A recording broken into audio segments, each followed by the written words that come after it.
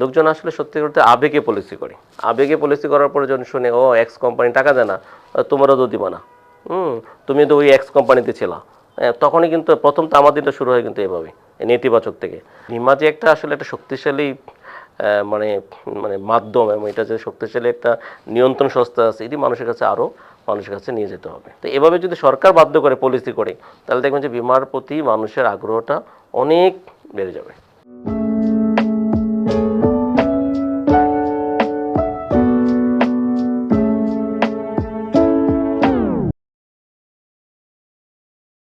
সুপ্রিয় দর্শক, আপনাদের সবাইকে স্বাগত জানাচ্ছি বাণিজ্য প্রতিদিনের বিশেষ আয়োজন বীমা খাত নিয়ে, নিরাপদ জীবনের জন্য বীমা।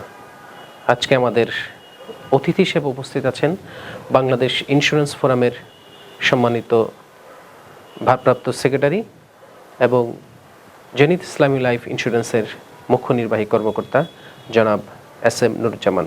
আজকের অনুষ্ঠানে আপনাকে স্বাগত জানাচ্ছি। আপনাকেও স্বাগত, আপনার মাধ্যমে বাণিজ্য প্রতিদিনের সকল দর্শকদেরকেও স্বাগত জানাচ্ছি। আমি আসলে প্রথমেই জানতে চাই, বীমা খাতের এই বর্তমান অবস্থাটা আপনি কিভাবে মূল্যায়ন করবেন? বীমা খাতের বর্তমান অবস্থা আলহামদুলিল্লাহ মানে খুবই ভালো, তবে এর চেয়ে ভালো করা আমাদের প্রয়োজন। বিশেষ করে যদি আমরা কিছু চ্যালেঞ্জ আমাদের আছে, এই চ্যালেঞ্জের মধ্যে যে আমরা যদি সেটেলমেন্টটা আরও দ্রুত করে দিতে পারতাম, তাহলে বীমার যে আপনার আজকে জিডিপিতে যে কন্ট্রিবিউশন, এটা আরও বাড়তো এবং আমাদের পাশের দেশ এবং ইন্ডিয়া পাকিস্তানের মতো দেশে আমাদের অবস্থান ভালো, তাদের মতো করে আমরাও আরও ভালো কিছু করার সম্ভাবনা ছিল। তো এই জিডিপিতে আসলে অবস্থানটা যে আমরা করতে পারতেছি না, এটার পিছনে মূল কারণগুলো কি হতে পারে বলে আপনি মনে করেন? এটার এক নম্বর কারণ হচ্ছে আমাদের 4-5টা কোম্পানি এই যে ক্লেম সেটেলমেন্ট না করা, আপনার মিডিয়ার মাধ্যমে প্রায় 11 লাখ মানে যে বিমা গ্রাহক পেন্ডিং ক্লেম, এই 11 লাখ বিমা গ্রাহকের যদি পেন্ডিং থাকে, আপনি দেখবেন যে নেতিবাচক কথাটা প্রচারণা হয় বেশি। আপনি আমার সাথে এখন একটা টক শো করছেন, এটা কেউ শেয়ার দেবে না, কিন্তু এখানে যদি কোনো নেতিবাচক কথা যদি থাকে, এটা এমনি ভাইরাল হয়ে যাবে। তো এই 11 লাখ পরিবার, কিন্তু তো 11 লাখ পরিবার যখন মার্কেটে বলবে যে আমরা টাকা পাই না, কোন কোম্পানিতে পাই না সেটা বিষয় না, ইন্স্যুরেন্সতে টাকা পাই না, তো তখন কিন্তু আপনাকে এটা জিডিপির মানও বৃদ্ধি হবে না, এটার মানুষের প্রতি আস্থার যে সংকট, এটা সংকটটা মানুষ আরও বেশি করে পড়বে এবং কেউ এখানে বিশেষ করে বিশ্ববিদ্যালয়তে লেখাপড়া করে এখানে আসা কর্মসংস্থানে সে আগ্রহী হবে না। আচ্ছা, এই যে আপনি যেটা বললেন যে ধরেন পলিসিগুলো অনেক কোম্পানি দিচ্ছে না, সেক্ষেত্রে আপনাদের ইন্স্যুরেন্স যে একাধিক সংগঠন, ধরেন মালিকদের একটা সংগঠন আছে, আপনাদের একটা সংগঠন, আবার ইদ্রা আছে, এটা কি আসলে কারো নজরদারিতে এগুলো জিনিসগুলো আসে না বা তদারকি করেন? আসলে সংগঠনগুলো ধরেন আমাদের বাংলাদেশ ইন্স্যুরেন্স অ্যাসোসিয়েশন আছে, বাংলাদেশ ইন্স্যুরেন্স ফোরাম আছে, এগুলো কিন্তু মানে এগুলো এর চেয়ে বেশি এটা দায়িত্বটা হচ্ছে আইডিআর। এটা আইডিআর যদি এককভাবে আগে হয়তো 5 তারিখের আগে পলিটিক্যাল গভর্নমেন্ট ছিল, এখন তো এই পলিটিক্যাল গভর্নমেন্টও নাই, এখন আইডিআর ইচ্ছা করলে যদি সিরিয়াস হয়, এটা কিন্তু খুব ভালো ব্যবস্থা নিতে দরকারের প্রয়োজনে আইডিআর অর্থ মন্ত্রণালয়ের হেল্প নেবে, প্রয়োজনে আপনার প্রধান উপদেষ্টার অফিস থেকে হেল্প নেবে। হেল্প নিয়েও যারা এই বিশেষ করে ক্লেম সেটেল করছে না, তাদেরকে বাধ্য করতে হবে, তাদের জায়গা বিক্রি করে দিতে হবে, প্রয়োজনে যে যারা এই সমস্যার সাথে জড়িত তাদেরকে জেলে দিতে হবে এবং প্রয়োজনে যদি এটা নাও করতে পারে, আপনি দেখছেন কিছুদিন আগে ব্যাংকে টাকার সংকট ছিল, কয়েকটা ব্যাংক, এটা কিন্তু বাংলাদেশ ব্যাংক কিন্তু খুব ভালোভাবে ভূমিকা নেওয়ার কারণে গ্রাহকদের প্রবলেম হয়নি। তো আইডিয়ার প্রয়োজনে আমাদের যে প্রান্তিক অঞ্চলে একজন রিক্সা চালায়, দিন মজুর, তাদের কিন্তু টাকাটা জমানোর টাকা, তো এই টাকাটা যদি তারা মানে না দিতে পারে, দরকার হলে বাংলাদেশ ব্যাংকের মতো লোন করে দিয়ে দিক, তাহলে তো আমাদের গ্রাহকরা সাফারার থেকে মুক্তি পাবে। আচ্ছা, আপনি একটা সময় তো আইডিআরে ছিল না, আইডিআরে গঠন হয়েছে 2010 সালে একটি আইনের মাধ্যমে, সেই যেই উদ্দেশ্যে আসলে আইডিআরে গঠিত হয়েছে, সেই উদ্দেশ্যকে আসলে বাস্তবায়ন হচ্ছে বলে মনে করেন? আইটিআরের অনেক কাজ আইটিআর করেছে, বিমা দিবস করেছে, বিমা মেলা করেছে, অনেক ভালো ভালো কাজ আছে আইটিআরের, কিন্তু আমি মনে করি আইটিআরের আমার যে ক্ষুদ্র যে বিমার অভিজ্ঞতা, এই অভিজ্ঞতা আমি মনে করি আইটিআরের 1 নম্বর কাজ হওয়া দরকার হচ্ছে বিমা দাবি সেটেল করা, এটাকে ফোকাস দেওয়া। এখন আমরা যদি এটাতে ফোকাস না দিই, ধরেন আমি এখন জোরে নামাজ পড়বো, নামাজ যদি না পড়ি, আমি যদি নফল ইবাদতগুলো করি, তাহলে সেটা তো গুরুত্ব হবে না। তো আইডিআরকে যদি এই বীমা দাবির ব্যাপারে ফোকাসটা, সেখানে তাদের অভিযোগ সেল আছে, কথা ঠিক আছে, কিন্তু সেটা যদি আরও মানে সিরিয়াসলি এই কয়েকটা কোম্পানিটাকে যদি আরও সিরিয়াস তারা মনিটরিং করতে পারে, তাদের বোর্ডের সাথে বসতে পারে, তাদের ম্যানেজমেন্টের সাথে বসতে পারে, তাদেরকে বাধ্য করতে যদি পারে, তাহলে এটার মানে আইডিয়ার যে আজকে যে আইডিয়া গঠনের যে মানে হয়েছে সেটার বাস্তবায়ন পুরোপুরি হবে। এটা হলো একটা বড় আইডিয়ার পক্ষ থেকে একটা জিনিস বলা হয়ে থাকে যে যেই পরিমাণ বীমা কোম্পানি বাংলাদেশে আছে তাদেরকে মনিটরিং করার মতো যে ধরনের জনবল দরকার, সেই জনবলের একটা বিশাল সংকট আইডিয়ারে আছে। এটা কি আপনারা ফেস করেন যে সেই জনবল সংকটের? জনবল তো কম, এটা সত্য, কিন্তু এখন কিন্তু জনবল বাড়ানো হয়েছে। আপনার জনবল বাড়ানো হচ্ছে, সেখানে আপনি দেখেন ডেপুটেশনে, সেখানে ডেপুটি সেক্রেটারি থেকে আরম্ভ করে অ্যাডিশনাল সেক্রেটারির ডেপুটেশনে আছে, তারপরে মেম্বার আছে, চেয়ারম্যান মহোদয় আছেন। তা আমি তো মনে করি যে জনবল চাইলে দিবে, কিন্তু জনবলের এখন তাদের কাছে তো কিন্তু এই চিত্রটা আছে কোন কোম্পানিতে কি পেন্ডিং, এই চিত্র যদি মিডিয়াতে থাকে, ওনাদেরকে তো মিডিয়া তো ওনাদের কাছ থেকে নিয়েছে। তাহলে এই জন্য এই জনবলের সাথে এটা আর কোনো বিষয় না। বিষয় হচ্ছে যে আমরা তো দেখি কিছু কিছু কোম্পানির সম্পদ আছে, কিন্তু সম্পদগুলো বিক্রি হচ্ছে না। তা আমি তো মনে করি যে এখন আমার কাছে আমি যদি ঋণগ্রস্ত হই আর আমি যদি গুলশানে আমি অ্যাপার্টমেন্টে থাকি, তাহলে হবে? আমাকে তো আগে প্রথমে আমার অ্যাপার্টমেন্টটা বিক্রি করে দিতে হবে, বিক্রি করে দিয়ে দরকার লাগলে আমি ভাড়া বাড়িতে যাব, হ্যাঁ, ভাড়া বাড়িতে যেয়ে আমার অফিস খুলতে হবে। তাহলে না মানে আমরা তখন গ্রাহককে বলতে পারবো যে আগের ম্যানেজমেন্ট এই কাজ করেছে, ওই কাজ করেছে, আমরা কিন্তু আপনাদের সর্বোচ্চ দিয়ে আপনাদেরকে চেষ্টা করছি আপনাদের পাশে থাকার জন্য। সেই মানে ইয়াটা কিন্তু আমরা দেখছি না। লাইফ ইন্স্যুরেন্স একটা বড় জিনিস হলো তামাদি পলিসি। এই তামাদি পলিসিতে আসলে এই ইন্স্যুরেন্স সেক্টরে কেমন কি ধরনের প্রভাব ফেলে? যেটা আপনার খুব সুন্দর প্রশ্নের জন্য আপনাকে ধন্যবাদ। আসলে তামাদি পলিসি তো একটা ক্যান্সার। আপনি দেখেন লাইফ ইন্স্যুরেন্স অনেকে জানিই না যে সে যে 1 বছর মানে টাকা দিচ্ছে, এই টাকাটা যদি না চালাইলে, কন্টিনিউ না করলে টাকাটা পাবে না। শুধু 1 বছর না, লাইফ ইন্স্যুরেন্স 2 বছর চালাইতে হয় মিনিমাম। 2 বছর চালাইলেও যদি সে মানে সাথে সাথে টাকা নিতে চায়, তার লস হবে, তাকে মেয়াদ শেষ করে নিতে হবে। এই মেসেজটা কিন্তু আমাদের লোকজন জানে না। লোকজন আসলে সত্যি করতে আবেগে পলিসি করে, আবেগে পলিসি করার পরে যখন শুনে ও এক্স কোম্পানি টাকা দেয় না, তোমারও তো দিবা না, তুমি তো ওই এক্স কোম্পানিতে ছিলা, তখনই কিন্তু প্রথম তামাদিটা শুরু হয় কিন্তু এভাবে নেতিবাচক থেকে।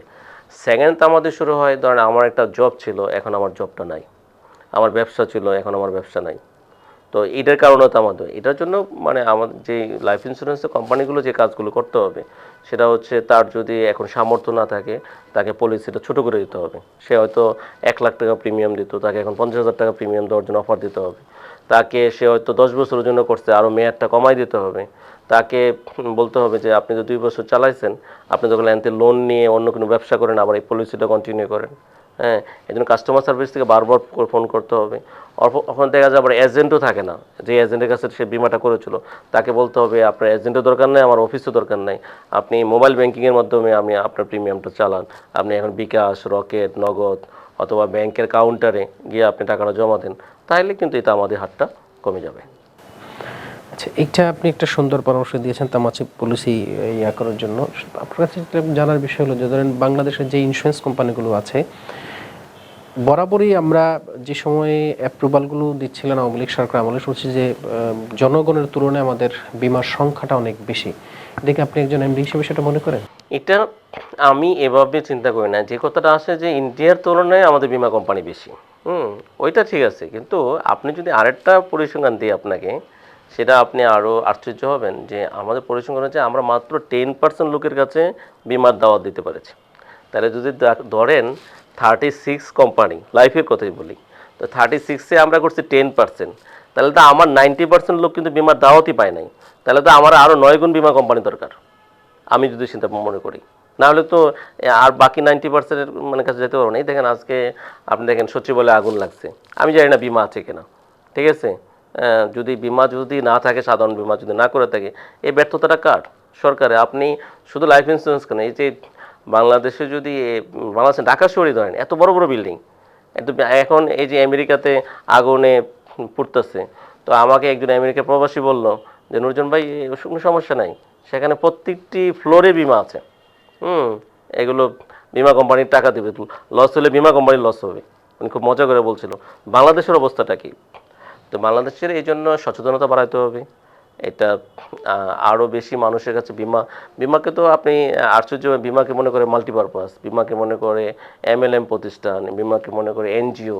তো এটা এই যে বিমা যে একটা আসলে একটা শক্তিশালী মানে মানে মাধ্যম, এবং এটা যে শক্তিশালী একটা নিয়ন্ত্রণ সংস্থা আছে, এটি মানুষের কাছে আরও মানুষের কাছে নিয়ে যেতে হবে। এই যে প্রচারণার অভাব বা বলতেছেন মানুষের কাছে পৌঁছতে, এটার জন্য দায়ী আসলে কে? দায়ী তো আমরা, কোম্পানিও দায়ী। কোম্পানিগুলোও প্রচারণা বাড়াইতে হবে এটার জন্য, তারপরে নিয়ন্ত্রণ সংস্থা বাড়াইতে হবে, এবং সরকারকেও এদিকে আগে আসতে হবে। সরকারের ধরেন একটা বাংলাদেশ টেলিভিশন সরকার আছে, এখানে বিমার ব্যাপারে একটা প্রচারণামূলক একটা চালাতে পারে, কোনো কোম্পানি দরকার নাই তাকে। তারপরে সরকারের জীবন বিমাটা শক্তিশালী আছে, সরকারের সাধারণ বিমা শক্তিশালী আছে, তার মাধ্যমে আগাইতে পারে। সরকারিভাবে যদি আগায় তাহলে কিন্তু এটা আরও আগামে। আপনি দেখবেন নন লাইফে কিছু যদি এলসি যদি বাধ্যতামূলক না হতো, তাহলে কেউ কিন্তু আপনার বিমা করলো নালে, ঠিক আছে। এখন দেখেন মোটর বিমা বাধ্যতামূলক নাই, এখন আর মোটর বিমা করে না, এতে কিন্তু সরকারের রাজস্ব আর আসছে। ঠিক জীবন বিমার ক্ষেত্রেও যদি সরকার এগুলো কিছু করে, যে ঢাকা শহরে যদি কেউ প্লট কিনে ট্রেড লাইসেন্স করে, তাকে বাধ্যতামূলক বিমা থাকতে হবে, সে কিন্তু বাধ্য বিমা করার জন্য। আমার জন্য এখন আপনি ধরেন টিন কিন্তু আরও বাধ্য হয়ে করি, এখন নতুন করে আবার আসছে কি, যে শুধু টিন নাম্বার হলে হবে না, আপনি একেবারে এই বছরের হালনাগাদ কপি দিতে হবে, নাহলে এটা হবে না। তো এভাবে যদি সরকার বাধ্য করে, পলিসি করে, তাহলে দেখবেন যে বিমার প্রতি মানুষের আগ্রহটা অনেক বেড়ে যাবে। আচ্ছা, একটা বড় অভিযোগ হলো বিমা কোম্পানিগুলোর যে এমডিরা আছেন তাদের এই যোগ্যতা সম্পন্ন এমডি আসলে সেক্টরে নেই, এটা আসলে আপনি কি মনে করেন? এটা সত্য, বিমা কোম্পানিতে যোগ্যতা সম্পন্ন নেই। তবে আপনি জেনে খুশি হবেন যে এটা নতুন, যে আগের যে প্রবিধান মালাটা ছিল, আগে ছিল 15 বছরের জন্য 15 বছর লাগতো বিমাতে একজন অভিজ্ঞতা, এখন এটা কিন্তু 12 বছর করে দেওয়া হয়েছে। আগে লাগতো যে মানে তার নিম্ন পদে মানে এমডির সেকেন্ড ম্যান 3 বছর লাগতো, এটা কিন্তু 2 বছর করে দেওয়া হয়েছে। তো এটা কিন্তু শিথিল করা হয়েছে। তো এখানে যোগ্যতা যেমন নাই, আবার যোগ্যতারা মার্কেটে ঘুরতেছে, তারা চাকরি হচ্ছে না, ঠিক আছে। তো এটা এই ব্যাপারে আইটিআর একটা প্যানেল এমডি করা দরকার, তাদের একটা প্যানেল থাকবে। সে প্যানেল আপনি দেখবেন যে আপনি যদি অডিট করতে হয়, সিকিউরিটি এক্সচেঞ্জ কমিশনে লিস্টেড হতে হয়, তাহলে ওইখান থেকে কিন্তু দিয়ে দেয়। তো প্যানেল এমডিটা যখন থাকবে, তখন ওই কোম্পানি বাধ্য করতে হবে যে আমার এখানে 3 জন আছে, এই 3 জন থেকে আপনি চয়েস করতে হবে। তাহলে কিন্তু কারোর আত্মীয় স্বজনও বোর্ড, বিশেষ করে বোর্ডের আত্মীয় স্বজন বিমা কোম্পানির এমডি হতে পারবে না। এখানে আপনি দেখবেন যে কোম্পানিগুলো বোর্ডের আত্মীয় স্বজন বিমা কোম্পানির মুখ্য নির্বাহী কর্মকর্তা হয়েছে, এবং যে কোম্পানিগুলোকে আসলে প্রবলেম যোগ্যতা ছিল না, তাদের ক্রাইমটা বেশি হয়েছে। আচ্ছা, বিমার প্রতি যে নেগেটিভ মানুষের একটা পারসেপশন, যে বিমার চেক দেয়, চেক সেটা পাস হয় না, আবার ম্যাচিউর হলে টাকা পায় না, এটার পিছনে আসলে বিমা কোম্পানিগুলোর এটার পিছনে দায়ী হচ্ছে যে এক নম্বর যে ফান্ড সংকট। বিমা কোম্পানিগুলো যে কাজটা করেছে সেটা হচ্ছে, আপনারা জানেন এই যে বিমার যে বিনিয়োগ প্রবিধানমালাটা আপনার অনেক পরে হয়েছে। বিমা প্রবিধানমালাটা হওয়ার আগে আমরা করতাম কি, 100 টাকা দিয়ে রিয়েল এস্টেট কিনতাম, মানে জমি কিনতাম, অথবা অ্যাপার্টমেন্ট করতাম। সেখানে মালিক বা ওই কোম্পানি এমডির কোনো কিছু পার্সোনাল ইনকাম ছিল এমন, আপনি জেনে থাকবেন, মিডিয়ার মাধ্যমে আমরা জানছি যে এক্সের থেকে প্রকৃত মালিকের নামে এটা জায়গাটা কেনা হয়েছে। ওই এক্স আবার যখন আপনার বিমা কোম্পানির সাথে যখন এটা বিক্রি করেছে, তখন 10 গুণ মানে হারে করেছে। তো এই যে 9 গুণ বেশি টাকা দিয়ে যে এই টাকাটা সেখানকার এমডি, সেখানকার ডাইরেক্টরস মানে লুটপাট করেছে। তো এটা ছিল। এখন কিন্তু এই প্রবিধান হওয়ার কারণে এখন আর ইচ্ছা যত শত করে আর কিনতে পারে না, আবার ইদ্রারও পারমিশন লাগে। তখন ইদ্রা কিন্তু এই পারমিশনও কিন্তু ব্যবস্থাপনা ছিল না। তো এই জন্য একটা বিষয়। আর এখন কিন্তু আপনি চেক এখন দিবেন কেন গ্রাহককে? চেকের যুগ তো নাই, আপনি গ্রাহককে BF10 করে দিবেন।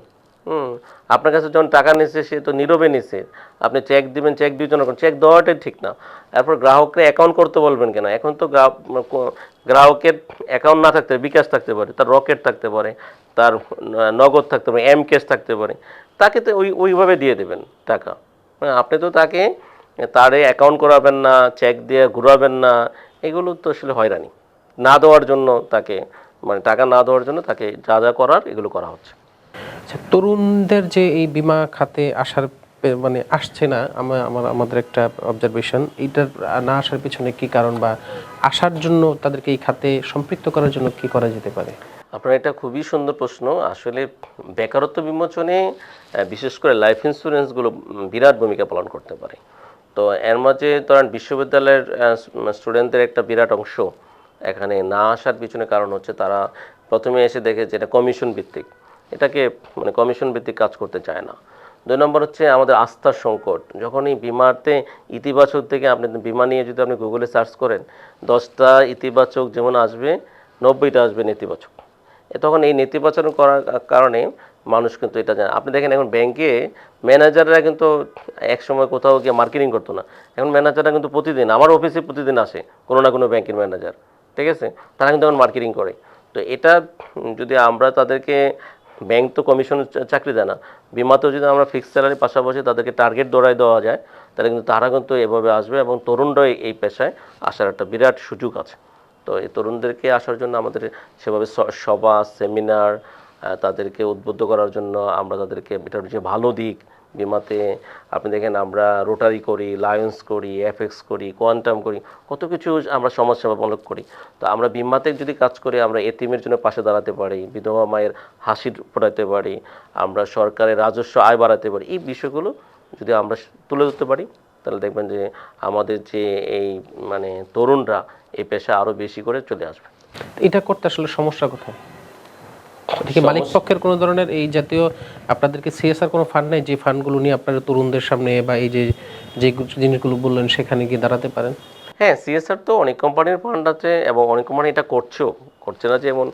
তরুণরা যে একবারই আসতেছে না এটা ঠিক না, তো যে পরিমাণ আসা দরকার সে পরিমাণ আসতেছে না।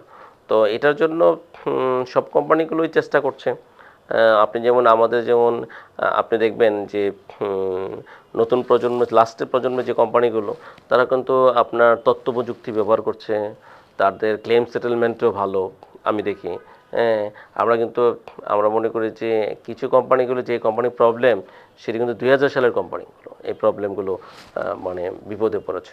তো আমরা এটা বিশ্বাস করি যে আমরা যদি সবাই মিলে, যেভাবে আপনি বিমা মেলা হয়েছিল, আমরা কিছুদিন বিমা দিবস করেছি, এভাবে যদি আমরা কন্টিনিউ এগুলো করতে পারি, তরুণরা খুব আগিয়ে আসবে। এতক্ষণ আমাদেরকে সময় দেওয়ার জন্য আপনাকে ধন্যবাদ জানাচ্ছি। আপনাকে ধন্যবাদ, আপনার মাধ্যমে বাণিজ্য প্রতিদিনের সকলকে ধন্যবাদ। সুপ্রিয় দর্শক, আমরা এতক্ষণ দেখছিলাম বিমা নিয়ে আমাদের বিশেষ আয়োজন, নিরাপদ জীবনের জন্য বিমা। আজকে আমাদের অনুষ্ঠানে অতিথি হিসেবে উপস্থিত ছিলেন বাংলাদেশ ইন্স্যুরেন্স ফোরামের ভারপ্রাপ্ত সেক্রেটারি এবং জেনিথ ইসলামী লাইফের মুখ্য নির্বাহী কর্মকর্তা জনাব এস.এম. নুরুজ্জামান। আমাদের সাথে এতক্ষণ থাকার জন্য আপনাদের সবাইকে ধন্যবাদ। একই সাথে আগামী দিনে নতুন কোনো অতিথি নিয়ে আপনাদের সামনে হাজির হব। সেই পর্যন্ত আপনি ভালো থাকুন, আল্লাহ আপনাদেরকে ভালো রাখুক। আল্লাহ হাফেজ।